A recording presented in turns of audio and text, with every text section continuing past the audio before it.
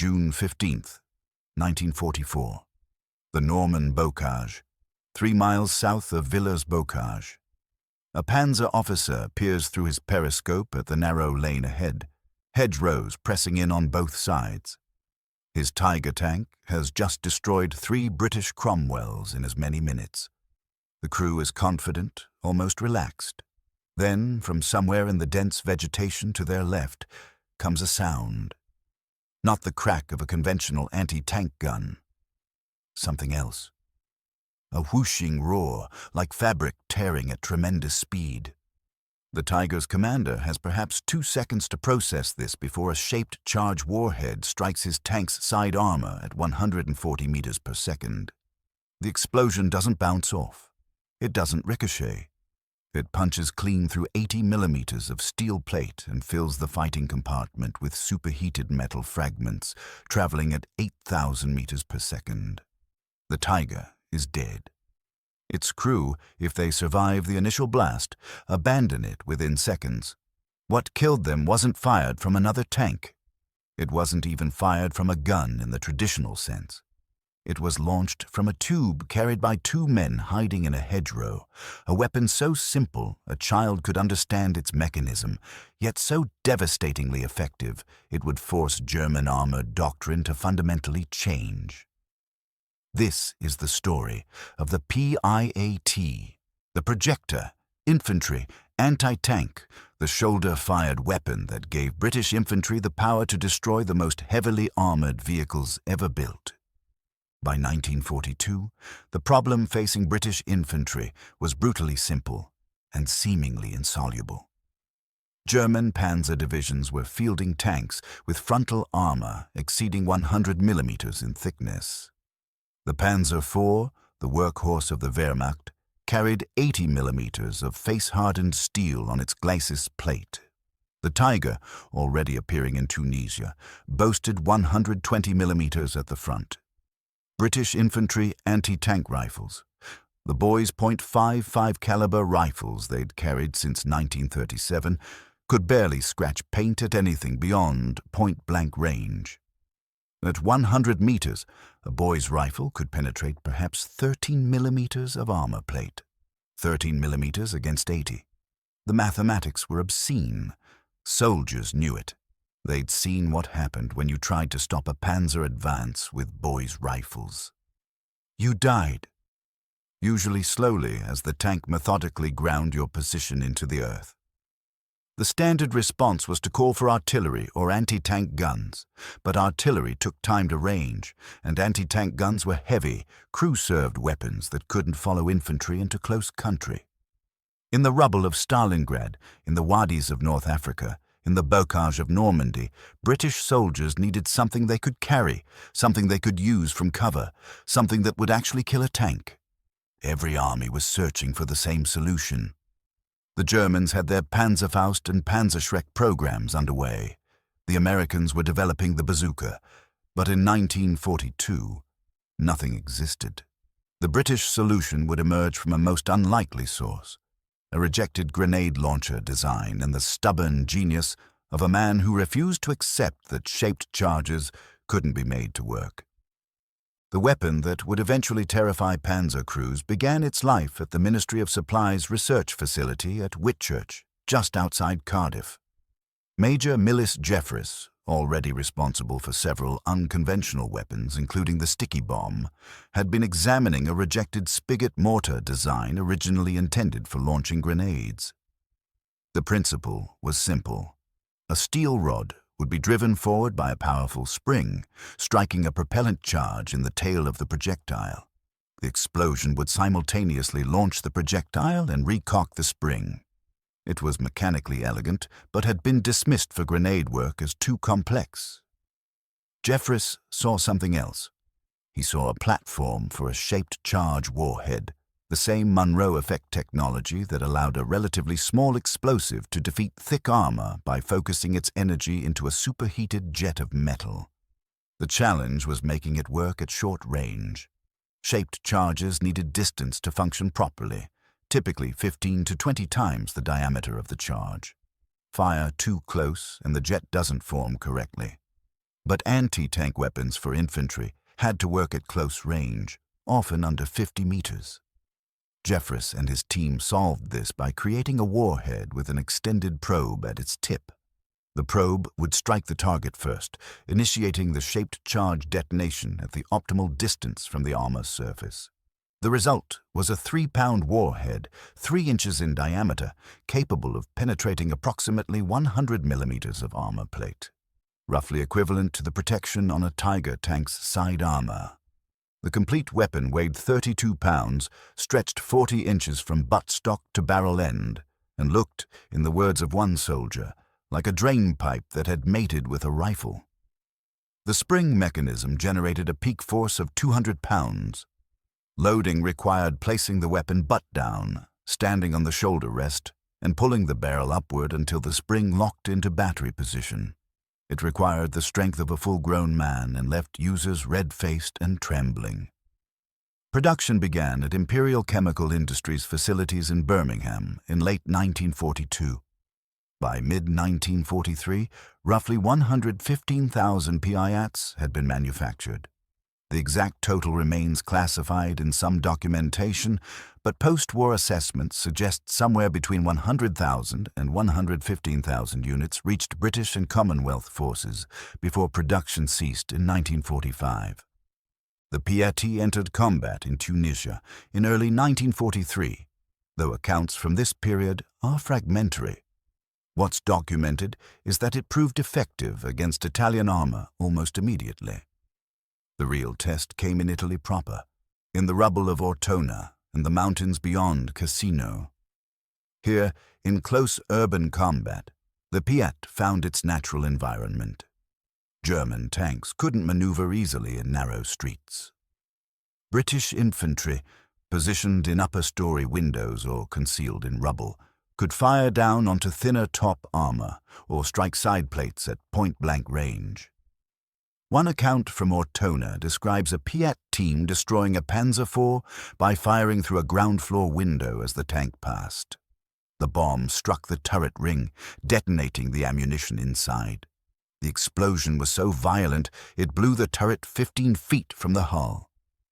But it was in Normandy, in that impossible landscape of sunken lanes and towering hedgerows, that the PIAT truly proved its worth. Visibility was measured in meters, not hundreds of meters. Tanks had to advance slowly, confined to narrow tracks. Infantry could set up PIAT positions in hedgerows overlooking these choke points, completely invisible until they fired. The psychological effect on German armored crews was profound. They'd been trained to fear anti-tank guns, weapons that announced their presence with a sharp crack and a visible muzzle flash. The PIAT made a strange whooshing sound, more like a heavy object being thrown than a gun being fired. By the time you heard it, the bomb was already in flight. And because PIAT teams fired from concealment, often from above, locating them was nearly impossible. Records from German units in Normandy, fragmentary as they are, mention increasing reluctance to advance through bocage without extensive infantry support, specifically citing fear of short-range projector weapons. If you're finding this interesting, a quick subscribe helps more than you know. It allows us to keep researching and producing these detailed examinations of forgotten technologies. The Germans had attempted their own infantry anti-tank solutions, and comparing them to the PIAT reveals the British weapon's particular strengths and weaknesses. The Panzer Faust, entering service in late 1943, was lighter, simpler, and genuinely disposable. A soldier could carry multiple Panzer Fausts where they could barely manage one PIAT.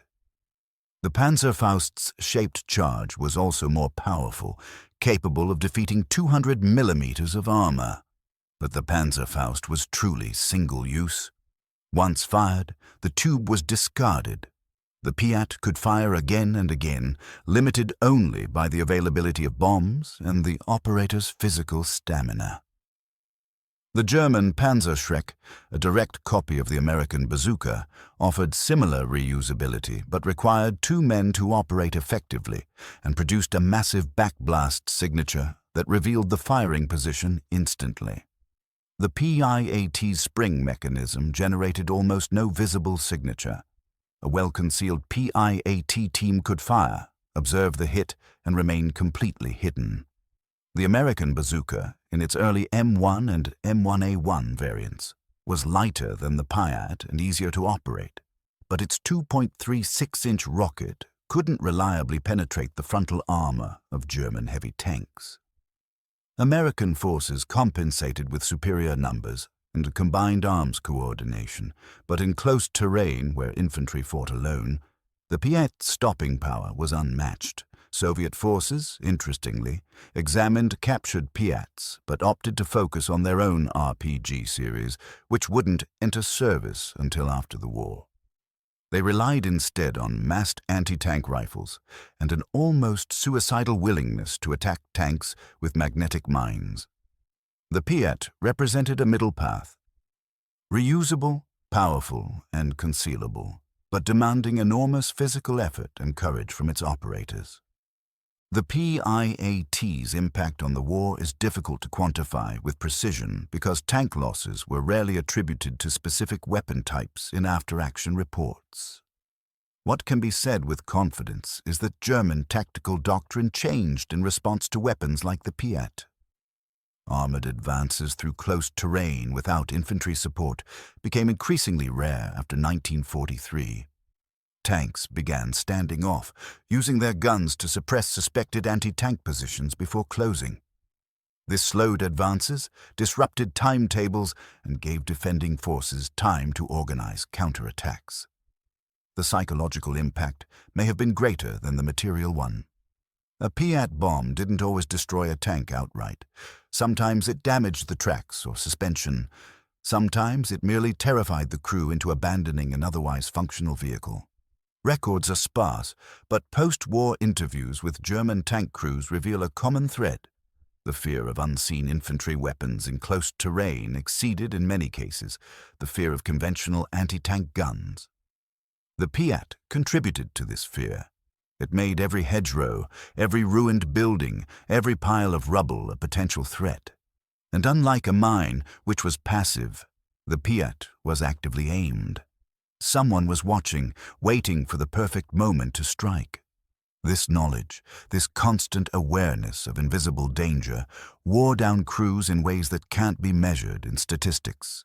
The weapon's technical innovations influenced post-war development significantly.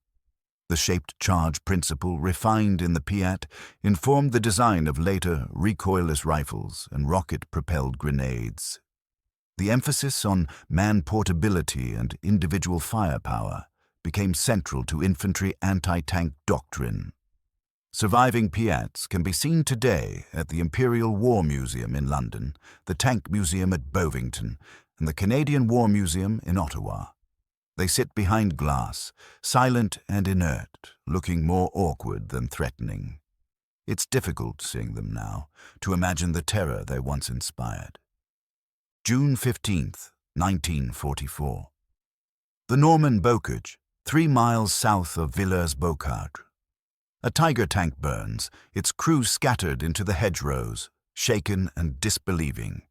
2 British infantrymen, their PIAT already reloaded, watch from concealment 70 meters away. They don't move. They barely breathe. Further down the lane, they can hear another tank's engine, its commander likely on the radio, calling for instructions, asking what happened, whether to advance or withdraw. The answer, when it comes, is withdrawal. Not because of artillery, not because of air support, because of 2 men with a drainpipe weapon weighing 32 pounds. In the calculus of armored warfare, this shouldn't be possible. Tanks are supposed to dominate infantry in open ground, and even in close terrain, their armor should provide security. But the PIAT changed that calculation. It gave individual soldiers the power to kill a 50-ton machine. It made every advance a gamble, every narrow lane a potential death trap. The weapon wasn't elegant, it wasn't comfortable to use, it demanded brute strength to load and ice-cold nerves to fire effectively. But it worked. In the rubble of Ortona, in the bocage of Normandy, in the streets of German cities in 1945. It worked. German Panzer divisions, the most powerful armoured formations ever assembled, learned to retreat from positions they could have taken, not because they lacked the firepower or the armour, because somewhere in that terrain, invisible and patient, was a man with a PIAT, and that was enough.